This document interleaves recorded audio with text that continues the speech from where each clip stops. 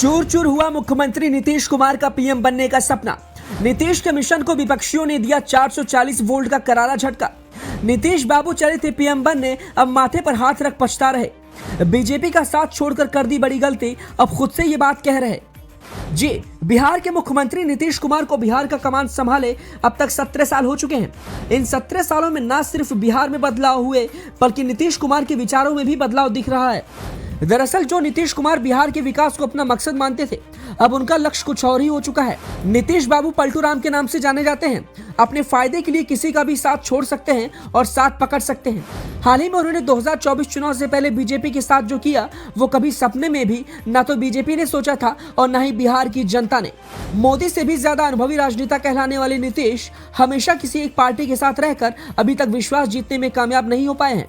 यही वजह है कि जनता के साथ साथ पूरा विपक्षी खेमा भी उन्हें 2024 प्रधानमंत्री के लिए दावेदारी के रूप में आगे नहीं लाना चाहता, क्योंकि गद्दी मिलने के बाद या कुछ ज्यादा सीटों पर जीत दर्ज करने के बाद नीतीश कब पलट जाएं या कब विपक्षियों को अपना दुश्मन समझ लें, यह कहना बड़ा ही मुश्किल होगा। नीतीश कुमार देश के इकलौते ऐसे नेता हैं जिन्होंने 2020 में 8वीं बार मुख्यमंत्री पद की शपथ ली। बिहार की राजनीति में 2005 से अब तक मुख्यमंत्री की कुर्सी पर ज्यादातर समय नीतीश कुमार ही विराजमान है। हालांकि इस दौरान सूबे की सरकार चलाने वाली टीम कई बार बदली। पहले उन्होंने महागठबंधन, फिर एनडीए और फिर महागठबंधन के साथ अपना नाता जोड़ लिया।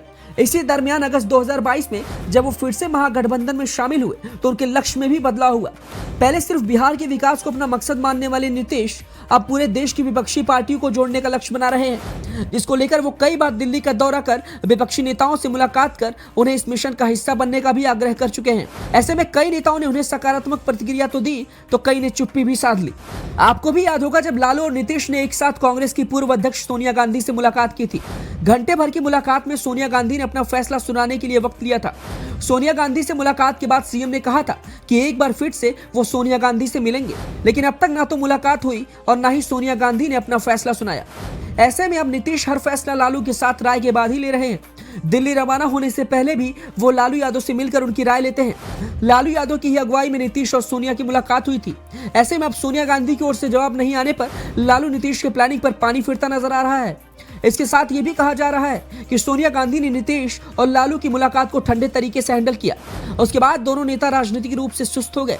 नीतीश कुमार की विपक्षी एकता की प्लानिंग को सबसे पहले सोनिया गांधी ने ही पलीता बनाया था। सोनिया गांधी ने कांग्रेस पार्टी में होने वाले अध्यक्ष पद के चुनाव में भी खुद को व्यस्त बताते हुए नीतीश और लालू यादव की मुलाकात को टाल दिया था। मुलाकात सफल नहीं हो पाई थी। उसके बाद से नीतीश बिहार लौटे और उसके बाद से अब तक उन्होंने विपक्षी एकता की बात नहीं की।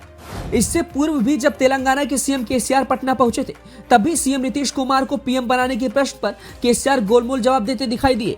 लेकिन नीतीश कुमार की विपक्षी एकता की प्लानिंग को फेल करने में कांग्रेस ने अपनी बड़ी भूमिका निभाई है। जब नीतीश इसकी तैयारी कर रहे थे, उसी वक्त कांग्रेस में भारत जोड़ो यात्रा के लिए मंथन चल रहा था।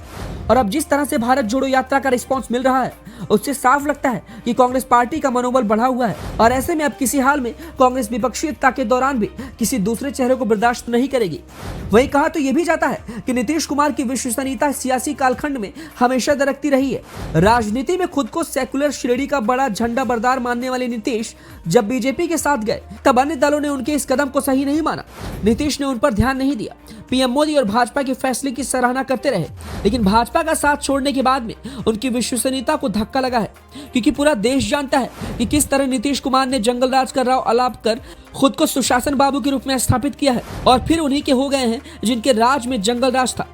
ऐसे में नीतीश कुमार पर कोई भी पार्टी फिलहाल पूर्ण रूप से विश्वास नहीं कर रही है, जिसकी वजह से नीतीश का सपना पूरा नहीं हो पाएगा। ऐसे में अब तक कितनी पार्टियां नीतीश के साथ होंगी और नीतीश कुमार अपने मकसद में कितने सफल हो पाएंगे, ये देखना बड़ा ही दिलचस्प होगा। इस खबर पर आपकी क्या राय है, हमें अपना जवाब कमेंट बॉक्स में दें।